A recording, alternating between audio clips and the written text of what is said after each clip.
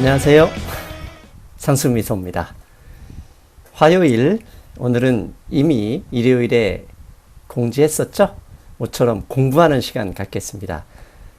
단순히 공부해서 시험 문제를 풀기 위한 지식은 아니고요. 경제 현상을 표면, 그 다음에 그 안에 숨어있는 원인까지 이해하기 위해서 필요한 지식들이죠. 원래 창의력, 창조라는 것은 세상에 없던 지식을 가져오는 게 아니라 세상에 있는 것들, 있는 지식을 연합하고 연결해서 새로운 해석, 새로운 기능들을 발명하는 게 창의력입니다.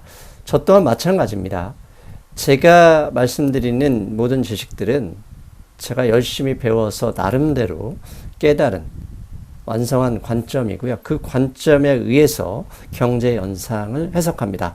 주로 신용의 팽창과 축소, 통화량 관점인데요.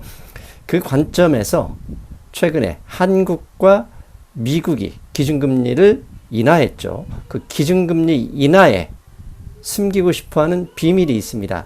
그 비밀에 대해서 지금부터 여러분 살펴보겠습니다. 단언컨대 이미 여러 번 들어보신 분들은 쉽게 이해하실 수 있고요. 신용팽창, 축소 이 부분에 대해서 처음 듣는 분들은 꼭 앞에 경제 강의 카테고리에 보면 다양한 오랫동안 이렇게 쌓아놓은 강의를 보시면 도움이 될 겁니다. 그리고 이 강의가 끝나면 여러분들 경제신문에서 한국은행이나 한국정부, 미국의 중앙은행이나 미국의 트럼프 대통령이 왜 도대체 금리 인하를 주장하는지 스스로 해석할 수 있을 것이다. 이렇게 말씀드릴 수 있겠습니다. 그러면 경제 성장이 무엇인지 그 부분부터 살펴보겠습니다. 우리가 살고 있는 현대 자본주의 경제 시스템은 신용화폐를 기반으로 하는 자본주의 시스템입니다. 그래서 신용화폐 시스템은 우리가 흔히 알고 있는 경제 성장, GDP로 측정할 수 있죠. 이 신용화폐 시스템에 의한 경제 성장에는 몇 가지 특징이 있습니다. 이 부분은 이해가 안 되시면 그냥 암기하시면 됩니다. 신용화폐 시스템에서 돈, 경제의 피 같은 거죠. 피가 온몸을 구석구석 돌아야 우리 몸이 건강하잖아요. 마찬가지로 경제에서는 돈이 구석구석, 국가, 전 세계 구석구석 돌아야 경제가 튼튼해지고 성장한다고 할 수 있습니다. 그런데 돈은 곧 부채입니다. 은행에서 빌리는 돈이 곧 부채이고 그 부채가 돈이다. 그리고 신용화폐 기반 하에서 경제가 성장한다는 얘기는 이 돈이 늘어야 된다는 것이고, 돈이 는다 그러면 누군가가 계속 부채를 늘려야 가능하다. 이건 여러분 상식으로 알고 계시죠? 자, 만약에 이런 신용화폐 시스템에서 금리를 인하한다. 이 말은 경제의 통화량이 일정 수준만큼 늘어나지 않는다라는 의미입니다. 즉 경제가 좋아지지 않는다, 나빠진다 그런 의미죠. 그래서 금리를 인하하게 되면 통상적으로 주식시장이 그렇게 좋아하지 않습니다. 다만 금리를 인하하는 게 내부적인 문제인지 외부 변수 때문인지 그것을 주식시장에서 주목을 합니다. 최근에 페드 의장, 파웰 의장이 인슈어런스 컷 이러면서 미국 경제는 좋은데 외부 변수 때문이다. 이렇게 이야기한 것도 이해가 되실 문구가 되겠죠. 경제 성장을 측정하는 도구 GDP입니다. 국내 총생산. 이 GDP를 계산하는 방식은 간단하게 정리하면 가계가 특정 기간 동안 총 소비하는 지출, 돈의 양이죠. 플러스 기업이 투자한 금액, 플러스 정부 지출, 플러스 수출 마이너스 수입입니다. 즉 가계지출, 기업투자, 정부지출은 내수죠. 내수라는 건 국내에서 소비나 기업투자, 국내에서 지지고 먹고 한 금액을 총합하는 게 내수고요. 수출 마이너스 수입, 저게 무역 흑자면 GDP에 플러스가 될 것이고 무역 적자가 났다 그러면 마이너스 나겠죠. 그래서 저것은 무역에 기반합니다.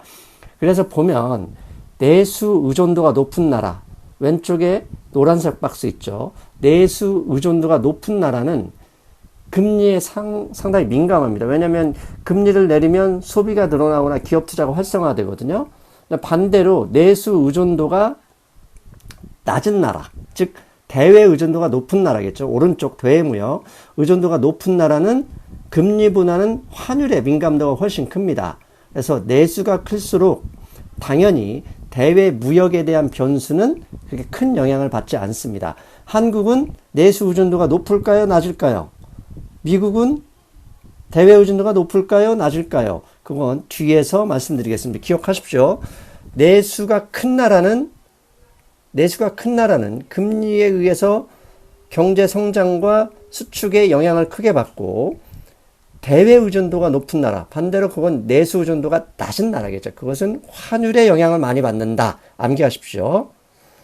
자, GDP 앞에서 얘기하죠. 경제 국내 총생산, 이게 얼마나 늘었냐에 따라서 몇 퍼센트 경제가 성장했냐, 그런 의미입니다. 그래서 이걸 더 쉽게 표현하면 특정 기간, 일정 기간 동안 국가 내수 플러스 대외, 해외에서 무역을 통해서 벌어온 돈의 합계다, 이렇게 보시면 됩니다. 그런데 GDP의 이 계산 방식은 좀 특이한 게 있습니다. 가령 제가 월급을 100만 원을 탔습니다. 그리고 그 100만 원을 전부 들여서 옷을 샀더니 옷가게 주인은 그 100만 원을 받아서 서점에 가서 책을 100만 원 구매했습니다. 그 돈을 서점 주인은 100만 원을 그대로 다 저축하면 이 GDP는 얼마냐? 월급 받은 거, 옷 산 거, 책 구매 300만 원입니다. 저축은 GDP에 플러스 되지 않습니다. 즉 거래가 계속 늘어야 GDP가 증가합니다. 만약에 책방 주인, 서점 주인이 저축하지 않고 쌀을 샀거나 뭐 외식을 해서 100만 원 다 썼다 그러면 또다시 GDP가 늘어나거든요. 즉 거래가 늘어난다는 얘기는 돈이 계속 이전된다는 얘기죠. 그러면 이런 거래는 언제 증가하는지 잘 생각해 보시면 돈이 많아야 되고요. 두 번째, 소득이 높아야 됩니다. 소득이 줄어들면 사람들이 돈을 아끼죠. 그 다음에 세 번째, 젊어야 됩니다. 인구가 젊을수록 돈을 더 자주 쓰고, 나이가 드신 분들은 돈을 적게 씁니다. 여러분들 어머님 커피 한잔 하자 그러면 절대 안 하시잖아요. 여러분들은 저를 만나면 스타벅스에서 10,000원씩 쓰지만 어머님을 모시고 가서 스타벅스에서 10,000원 쓴다, 미친놈이라고 혼납니다. 우리 어머니한테 제가 얼마 전에 혼났습니다. 집에 가서 믹스 커피만 마시면 되지. 즉 노령화, 고령화에 들어선 국가는 거래가 늘어날 수가 없죠. 그래서 즉 저성장이 필연이고, 저성장 국가는 결국 성장을 위해서 어떻게 하냐? 무역 흑자를 더 많이 늘려야 된다는 거. 이게 GDP의 특징입니다. 그래서 앞에서 드렸던 말씀을 정리해 보면, 내수 규모가 큰 나라는 내수가 크니까 금리를 인하한다. 그러면 경제 성장이 안 좋으니까 인하하는 거죠. 금리를 인상하면 반대로 경제가 더 성장하니까 부채 빌리는 걸 속도 조절을 위해서 금리를 인상하는 거예요. 그래서 내수 규모가 큰 나라는 금리를 인하하면 경제 성장이 하향하고 있다는 의미입니다. 앞에서 말씀드렸잖아요. 그래서 미국은 내수 규모가 상당히 큽니다. 뒤에서 말씀드리겠지만, 그래서 페드 의장이 7월에 금리 인하하는 이유는 미국 경제는 좋아. 그래서 우리는 인슈런스 컷이야. 왜? 대외 변수, 유럽, 중국 때문이 그런 거야 라고 굳이 밝히는 이유가 주식시장 하향을 막기 위해서입니다. 그리고 심리적, 경제는 심리이기 때문에 그걸 막기 위한 거죠. 반대로 내수 규모가 작은 나라들, 한국 같은 경우는 내수 규모가 상당히 작습니다. 내수 규모가 작은 나라는 금리 인하를 해도 금리 인하로 경제 성장이라는 게 한계가 있습니다. 왜? 규모가 작기 때문에.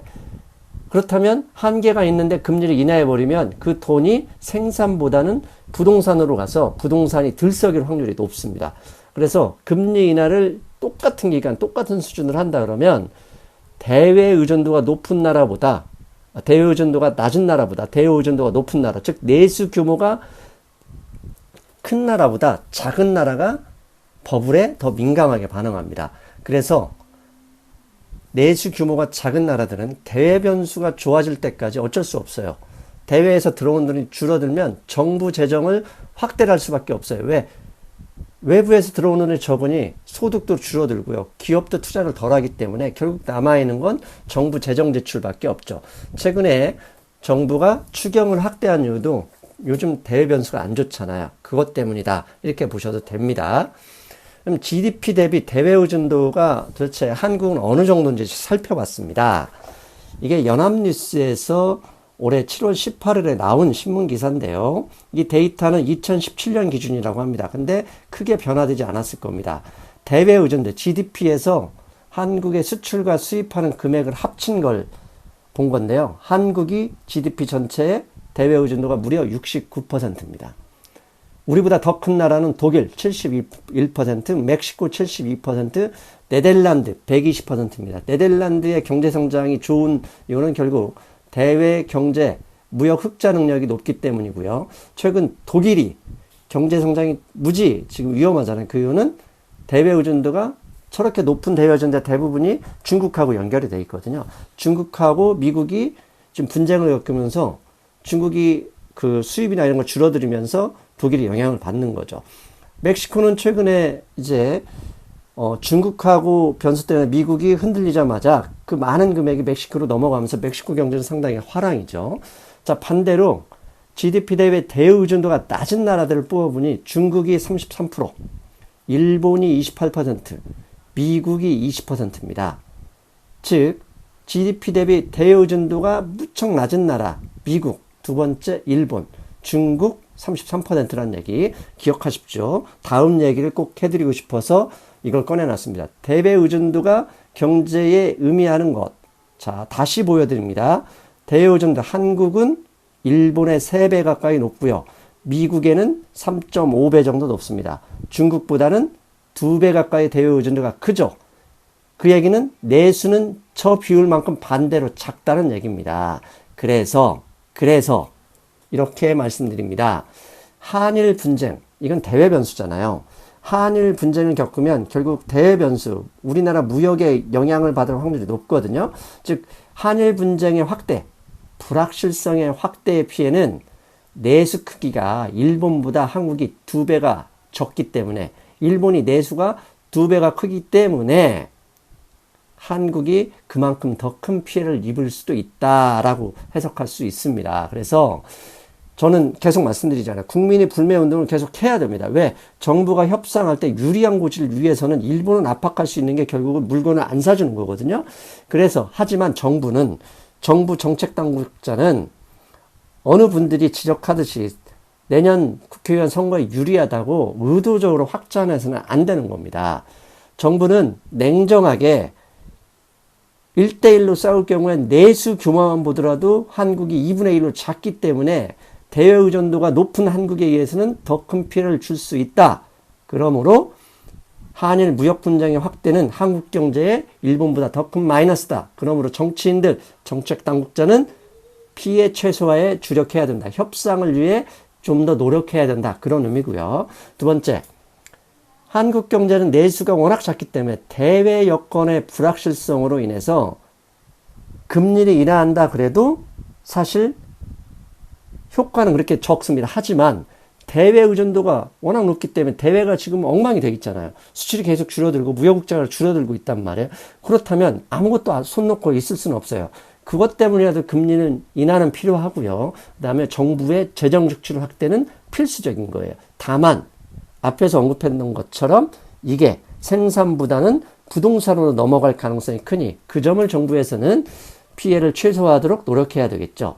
그리고 미국과 중국의 무역 분쟁이지만 피해는 독일이나 한국이 더 크게 입는 이유 앞에서 말씀드렸잖아요. 미국과 중국은 내수 규모가 워낙 크기 때문에 대외 의존도 자체가 워낙 작기 때문에 지네끼리 싸워도 중국 경제에 크게 영향받을 일이 없고 미국은 중국보다 더 대외 의존도가 적단 말이에요. 내수 규모가 훨씬 크니까 더 크게 영향이 없어요.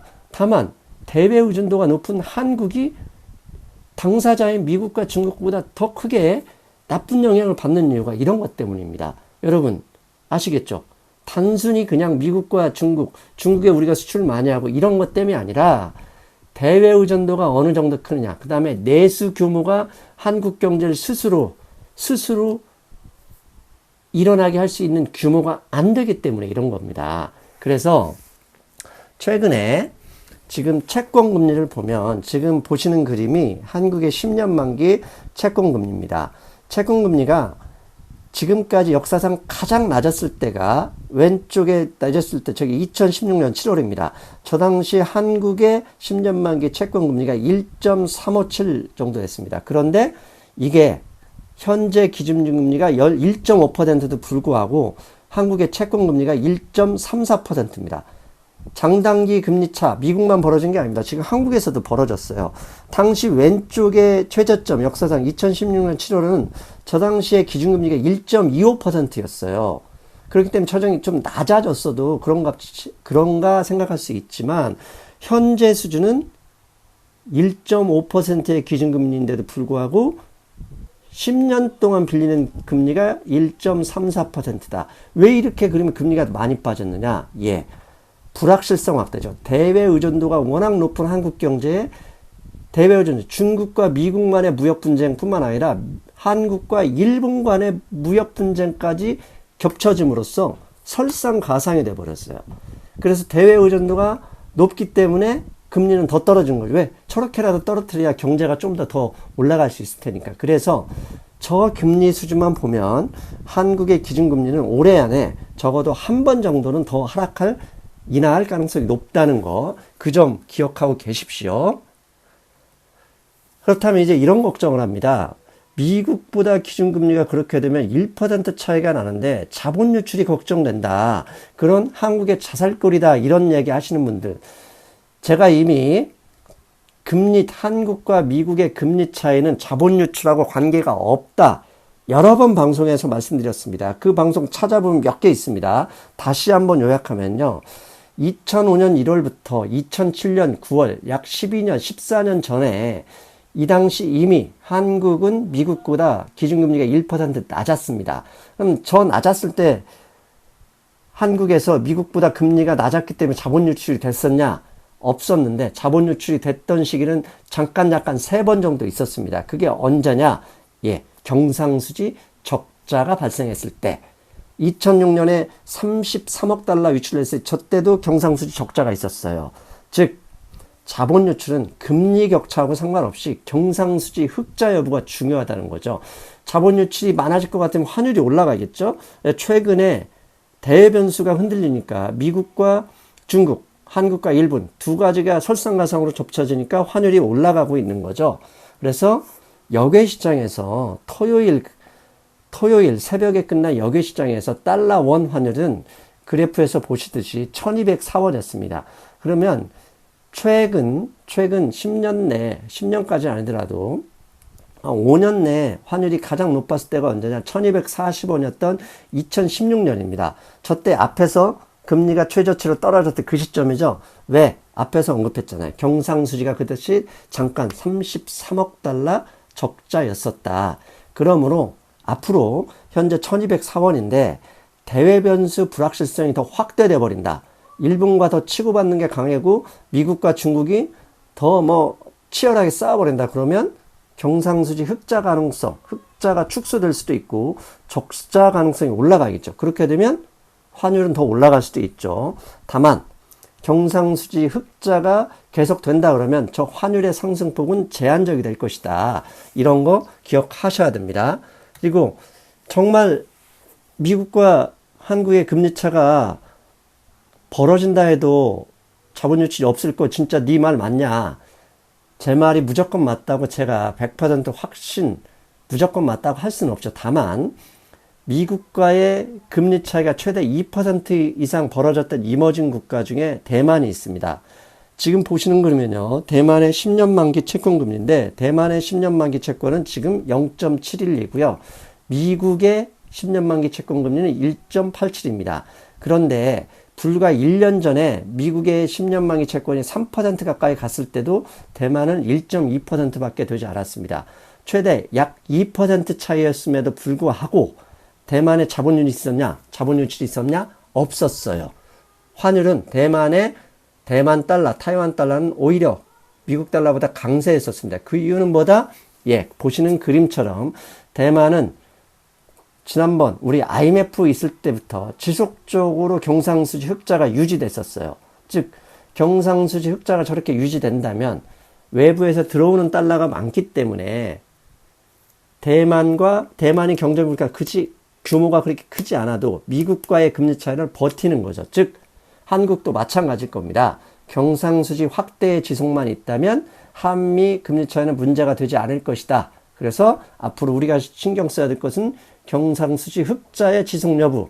이 환율, 결국 경상수지 흑자 지속 여부는 대외 변수가 불확실성이 심해지면 어려워질 수 있으니 그러면 환율의 변수가 될 것이다. 이게 한국은행 금리인에 들어있는 비밀이고요. 두 번째, 이제 미국 얘기를 좀 해야 됩니다. 미국은 내수에 전혀 문제가 없습니다. 이미 알고 계시지만 내수는 상당히 화랑입니다. 그럼에도 불구하고 미국이 기준금리를 내렸어요. 내수 규모가 큰 나라가 기준금리를 함부로 올라가면 버블이 나올 수도 있습니다. 왜? 대외경제, 인슈런스 컷이라고 하는 파웰 의장이 보험성 인상으로 하는 대외 변수, 중국이나 유럽 문제는 대외 이 기준 GDP에서 20%도 안 되기 때문에 큰 영향을 주지도 못해요. 그럼에도 불구하고 미국이 기준금리를 인하했어요. 기준금리를 인하하다 보니까 S&P 500의 배당 수익률이 2%고 국채 10년짜리 빌리는 1.8%로 높기 때문에 주식시장이 상당히 유리합니다. 즉 주식시장에 유리한 내수 활성화, 버블을 만들 수 있는 이 상황에서 미국이 금리를 인하하고 있다. 이게 도대체 우리가 눈치채지 못하는 다른 비밀이 있는 것은 아닐까? 이제부터 살펴보겠습니다. 앞에서 얘기했던 것처럼 2분기 미국의 GDP는 예상치보다 높은 2.1%였습니다. 1분기 3.1%보다는 낮았지만 밑에 빨간 박스를 보세요. 컨슈머 스펜드, 소비 지출은 무려 4.3%. 직전보다 4배가 높았어요. 그 다음에 우리가 중앙은행이 항상 관심을 갖는 소비자 물가지수도 2%를 넘어서 2.4%. 어마어마하게 소비와 경제가 활성화되고 있는 상황인데도 불구하고 미국이 금리를 내렸어요. 1분기 GDP가 3.1% 왼쪽 그럼 높았는데 그 이유는 가장 많이 차지한 부분 중에 재고자산이 늘었기 때문이에요. 근데 재고자산이 늘면 사실 저 재고자산이 소진되지 않으면 침체가 오는데 2분기 GDP는 재고가 는 게 아니라 재고는 줄었고요. 오른쪽 컨슈머 스펜딩, 소비 지출이 2013년 수준으로 크게 늘어버린 거예요. 그러니까 그만큼 미국의 GDP에서 소비가 차지하는 비용이 68%인데 68% 비중에서 무려 4.3% 증가했다는 얘기는 2분기 미국의 GDP가 상당한 수준이 높다. 그럼에도 미국이 금리 인하했다. 대외 변수는 미국의 GDP에서 큰 영향을 미치지 않음에도 왜 그랬을까? 이제부터 그걸 추적해 보자는 얘기입니다. 10년 만기 미국의 배당 수익률은 파란색입니다. 약 2%인데요. 빨간색은 10년 만기 채권 금리입니다. 그런데 이미 1.87. 미국의 주식시장, 트럼프가 주식시장 보면 금리 인하를 굳이 안 해도 배당 수익률이 높기 때문에 저게 하향은 어느 정도 지지할 수 있다는 거. 그럼에도 도대체 미국은 왜 금리를 인하했을까? 혹시 우리가 모르는 다른 것은 있는 것은 아닐까? 과거 작년 10월에서 12월 동안 미국 주식 폭락을 이끌었던 기업 부채 문제에 우리가 모르는 무슨 변화가 있는 것은 아닐까? 그 부분에 대해서 저는 문제 제기를 한번 해보겠습니다. 미국에서 지금 현재 많이 늘어나는 게 하이힐드 채권뿐만 아니라 레버리지 론입니다. 하이힐드 채권은 고정금리로 인해서 3년이든 5년이든 길게 가지만 레버리지론 은행의 단기 대출인데 금리가 일정 기간마다 변화됩니다. 그래서 금리가 높아버리면 이 기업들한테 상당한 불리한 건데 현재 레버리지론이 지속적으로 증가하고 있고 벌써 2019년 하반기에는 1.4조 달러를 넘어섰다고 합니다. 그런데 이렇게 증가하고 있는데 레버리지 론 펀드에서는 오른쪽 보세요. 지속적으로 자금이 인출되고 있어요. 이 기간이 33주 연속이라고 합니다. 33주 연속적으로 레버리지에 돈을 공급했던 펀드에서는 320억 달러가 인출됐어요. 그러면 미국 경제에 대해서 불안한 거죠. 즉 기관 투자가든 개인 투자가든 레버리지 론 펀드에 고금리로 운용을 하다가 돈을 2019년부터 지속적으로 33주 연속으로 인출하고 있어요. 뭔가 우리가 모르는 위험에 대비한 건 아니냐 그렇게 생각할 수도 있는 변수가 있는 거잖아요. 그런데 혹시 하고 디폴트 레이트를 보니까 디폴트 레이트는 상당히 안정되어 있어요. 하지만 오른쪽에 노란색 그림 이것은 2019년 20년에 저렇게 높아질 수 있다 예상을 하는 거예요. 누가? S&P 글로벌 신용평가 회사가 저렇게 하고 있는 거예요. 그러면 왜 2019년, 20년에 왜 저렇게 높아질 걸로 예상할까? 봤더니 보시면 지금 현재 레버리지 론 펀드의 만기 일정입니다. 레버리지 론 펀드의 만기는 사실 내년까지는 큰 영향이 없습니다. 그런데 2021년부터 22년, 23년, 24년 트럼프 임기 내에 저렇게 올라갈 가능성이 있어요. 저 돈이 금리가 올라가 버리면 연장이 안 될 것이고, 그러면 저렇게 돈을 빌리는 기업들은 GE나 AT&T처럼 M&A를 위해서 좀 과도하게 빌린 기업들이란 말이에요. 그런데 GE나 AT&T 최근에 주가 보면 아시지 않습니까? 레버리지 론에 대한 부담 때문에 주가가 하락하고 있는데, 저게 뒤로 갈수록 만기가 많아지니 걱정일 수도 있고요. 또 레버리지 론처럼 위험한 게 하이힐드 채권이죠. 하이힐드 채권의 만기는 당장 올해, 내년 본격적으로 늘어납니다. 이런 상황에서 미국 기업들의 부담을 줄여주려면 어떻게 해야 될까요? 금리를 내려줘야 됩니다. 즉 트럼프 대통령은 이것을 알고 있었을 가능성이 높습니다. 그래서 계속적으로 대변서를 가지고 금리 인하를 압박하는 거고, 파웰 의장도 아무리 대통령이라고 하지만 이런 것을 모른 척하고 넘어갈 수는 없을 것이라는 거죠. 그래서 다행스러운 것은 현재까지 디폴트 레이트에 문제는 없습니다. 하지만 내년, 내후년에 하이힐드 채권이나 레버리지 만기가 왔을 때 금리가 올라버리면 저렇게 부채를 많이 늘린 기업들한테는 위험해질 수도 있다. 그것을 위해서 트럼프 대통령과 파웰 의장은 미리 준비 상황으로 금리 인하를 노력하는 것은 아닐까, 그렇게 생각해 볼 만합니다. 자, 갑자기 상승미소가 이런 얘기 한다고 부담스럽고 겁나시는 분도 있을 겁니다. 그런데 제가 이런 말씀을 드렸던 이유는 딱 하나입니다.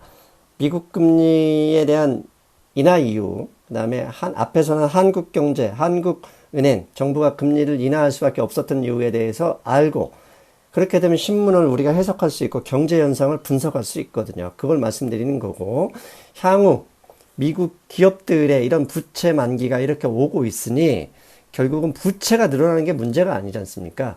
문제는 부채를 부담할 능력이 늘어나지 않았을 때 나오는 거거든요. 그러므로 성장이 3분기에 예상보다 줄어들거나 예상보다 크게 줄어들면 당연히 부채 문제가 회자될 수 있다. 문제를 제기하는 그룹들이 나타날 수 있다는 거. 그러면 주식시장이 반응할 수도 있겠죠. 그러면 이제부터 우리가 관심 있게 지켜봐야 될 것은 미국 경제가 지속적으로 성장 가능하냐, 부채를 부담할 정도의 능력이 인정받을 수 있느냐, 그걸 지켜보자, 그런 의미입니다. 아셨죠? 자, 오늘은 미국과 한국 기준금리를 인하하는, 어떻게 보면 서로 다른 면이 있습니다. 왜냐하면 내수의 기준, 대외 의존도가 완전히 차이 나기 때문에 그렇습니다. 그 비밀을 알아봤습니다. 저는 목요일에 뵙겠습니다. 여러분 안녕.